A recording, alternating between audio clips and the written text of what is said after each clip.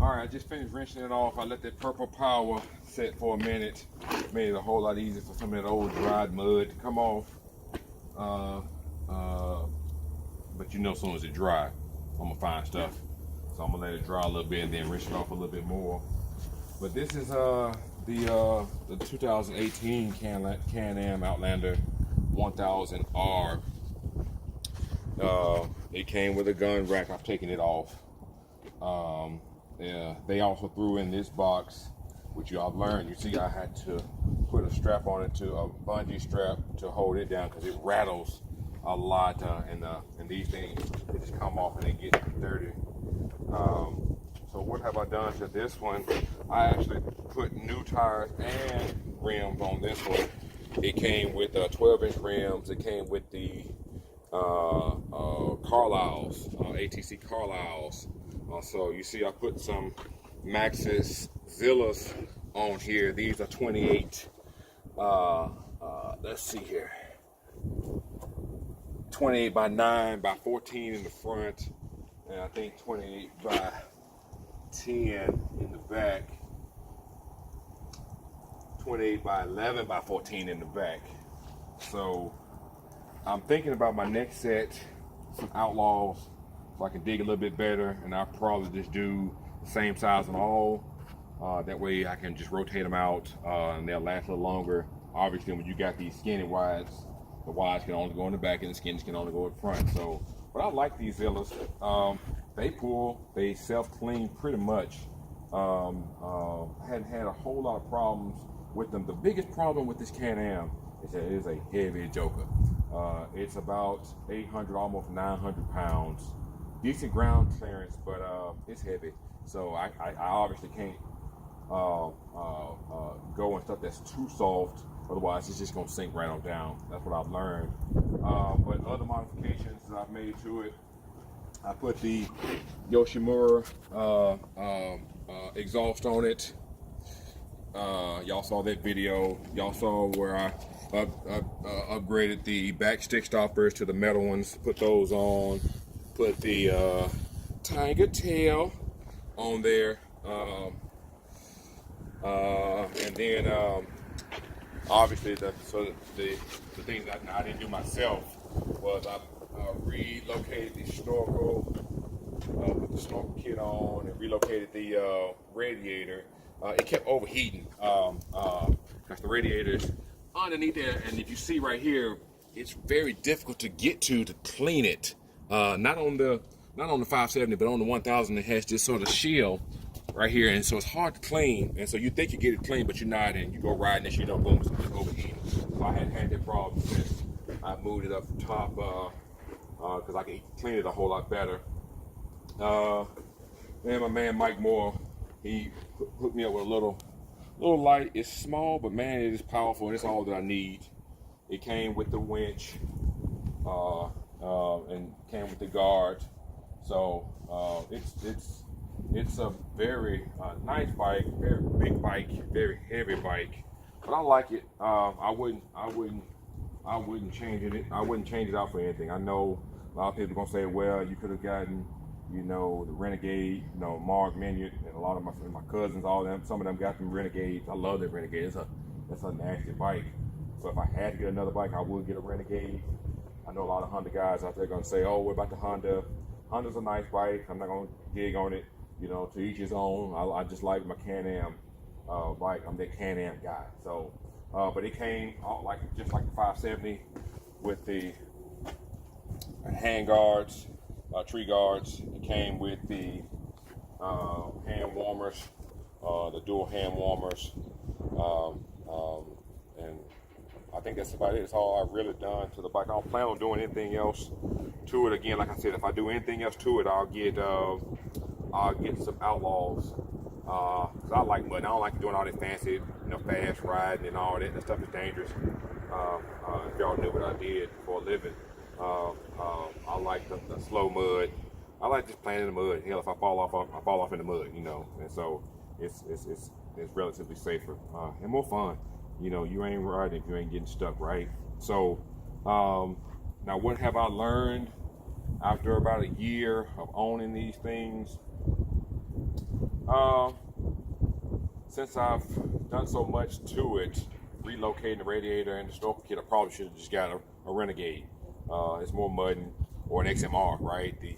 Probably should have got an XMR, like Shorty's, a little longer wheelbase, and it's already relocated. You can easily modify the snorkel so you can go a little bit deeper. But that's hindsight. I don't really have a whole lot of regrets. I would say, know what you're getting the bike for. When you go out to get a bike, quad, however you want to call it, it's easier to just call them bikes. You know what you're getting a bike for. If you are going out there to hunt, you don't need all the big tires. You don't need the snorkel kits and the radiator relocator. You don't need all that stuff. You need a gun rack. You need a quiet muffler. You do need some ground clearance to get over, tree stumps and logs and things like that. If you're gonna be hunting, and you need a hitch, so you could probably have your little trailer to bring back your prey and all that stuff that you've caught, deer and things like that. And probably anything to do. I wouldn't go get nothing fancy. If you're hunting, hell, a Polaris, Honda, anything, CF, Moto, or anything you probably do. If that's all you're really gonna do, you can get a Can-Am, but you're gonna spend a lot of money just to go hunt. I think these are more with all the power. You want to really be doing stuff that's so lots of towing. If you're gonna be doing a lot of towing, and with the XMR version, lots of mudding,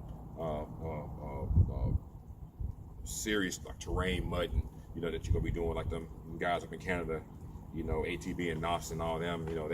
All that muskeg and all that stuff takes a lot of torque, lots of power to do that stuff. So you want to make sure you get something that can handle that. But if you're gonna be just doing hunting, anything really, little 420, little Rubicon, anything that'll get the job done. Now, if you know you're gonna be mudding, I'm gonna get a lot of probably negative comments about this. But if you're gonna be doing a lot of mudding and so really water holes and things like that, man, I'm a little bit of Hondas, man. They'll go through anything. They float on water. They're light as hell. So if that's you're gonna get into it, and that's what you're gonna be mainly doing. You ain't trying to run no races, things like that. Get you a little Honda 420, little Rancher 420, or Rubicon 500 or something like that. To get you some decent tires, some Swamp Lights, Outlaws, Silverbacks. Depending on what size you get, you may have to get a gear reduction or not. I think that's overrated, to really be honest. Get your little Honda and you'll be fine, especially if you're gonna be doing, mudding with a lot of water. But if you want to go big boy, which is what I did, you can modify the Can-Am to do anything that you need to do. Just know that it's heavy, no bastard. It's heavy. It's a little bit too heavy. Lots of power behind it. It's the reason why with this, I just wouldn't recommend doing anything too crazy with it, especially you get above a 650. If you get above a 650, you get 850 or 1000 like I did. It's too much power. I probably did need the 1000. 850 would probably done just fine. A 650, like I said, even the 500 with the right size tires will do just fine. Like I said, once we put those mud lights on them, we hadn't had any problems with it. And then it's lighter. It's certainly a whole lot lighter than this one, so you can maneuver it a little bit better. So that's sort of my take. After a year of owning two of these bad jokers, I would like to say they both are paid off now, so I can go waste money on something else. Probably next I'll probably get the X3 maybe. I like that T-Rex though. I do like the T-Rex. So if I get a side by side, it's gonna be. I guess I'm gonna seriously think about what I'm gonna do with it. Am I gonna be racing, and need all the power and the torque like the X3, or am I just gonna be mainly trail riding, mudding, and things like that? I get that ground clearance and of the T-Rex. and it has a better warranty. It's a 3-year bumper-to-bumper warranty than the Can-Am. Can-Ams are expensive to buy and expensive to maintain. So, which is the reason I'm trying to learn how to do a lot of this stuff myself. It's obviously a whole lot more cost-effective to do. So, these are my Can-Ams, Outlanders, 570 Hunter's Edition up front. That's for my son.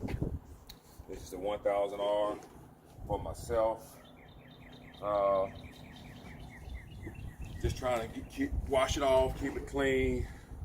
You know, how do I wash it? Just very quickly, I do a sort of a 4-part. You know, I think I learned it. I got that from Paradox. He does a 4-part system that I like, and I think most of everybody do it. You know, really rinse off all the big chunks of mud, let that dry a little bit so you can see a little bit more. Then rinse it off again. You know, a lot of people, and I should, jack it up, take the tires off, but I ain't got time for all that, to be honest.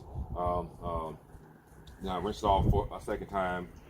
Then I usually get the Purple Power, rinse it down, let it sit, and then I rinse all that off real good. And then I get the foam cannon, and then I foam it down real good. From tail to bumper, tires, everything under the undercarriage, take the seat off, all that. Foam it down real good.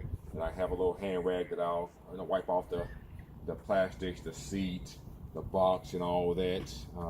And then I rinse it off real good, let that dry, and then I take some tire shine, and you can get, tire shine of your choice. Armor has a good tire shine. Turtle Wax has a good tire shine. You can get all these tire shine. It's whatever you prefer, really, to be honest.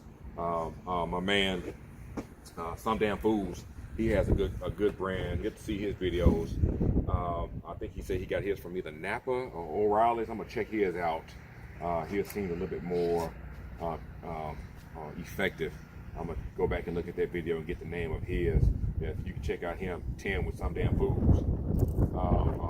Does a really good job of keeping his bikes clean and shiny and storeroom new looking.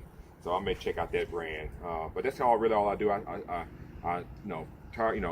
put the tire foam on it. The excess I wipe off, but most of the time I don't even wipe off the excess. I just let it dry.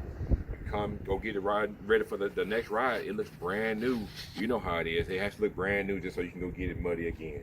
So that's all. My daughter's behind the camera filming. I appreciate you, Kennedy. Check out her page, Kennedy Ray, on YouTube. She's gonna be the next Whitney Houston or Alicia Keys, one of those people. Very, very talented singer and musician. So, and then look out for some more videos, man. When I get time, we're gonna go mudding. Hopefully this starting the spring, get y'all some new content. Try to go different places, try to do some different things, man.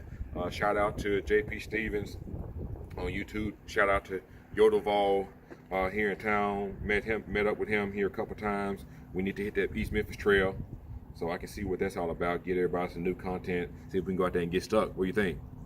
All right. Peace out to the Caucasian. Peace out to the Menard Rebel Riders. Swamp Ass, obviously, who sort of got me started on this whole journey of mine. I really appreciate him meeting up with those guys. Carlos Mancia, Sergio Mancia, and his sons, the famous Razor, they Green Brute Force with Chris, Dilly, all of these guys. Alvion, who for a long time the Caucasian called Alvine. Watching them, just everybody that we watch, that we learn things from. I would encourage you guys, especially if you're just getting into this, watch some of these other guys on how they do it. You can learn a whole lot. This stuff can be very, very fun, but still very, very serious. It can be very, very dangerous. So you need to learn how to ride, know how to use body English, and knowing how to turn that wheel when it comes to maneuvering through some of these holes, so that you can be safe. Because the most important thing is you want to go have fun, and you want to return home fun. So return home safely. So, all right, y'all. Ride Dirty 901. Check us out. Support the channel. I appreciate everybody that's already subscribed. Don't you hate when people say subscribe? It's subscribed. Lord, I'm sorry. Check out the subscribe to the page. Leave me comments. Let me know what you think of my review of my two bikes. All right, y'all. Peace.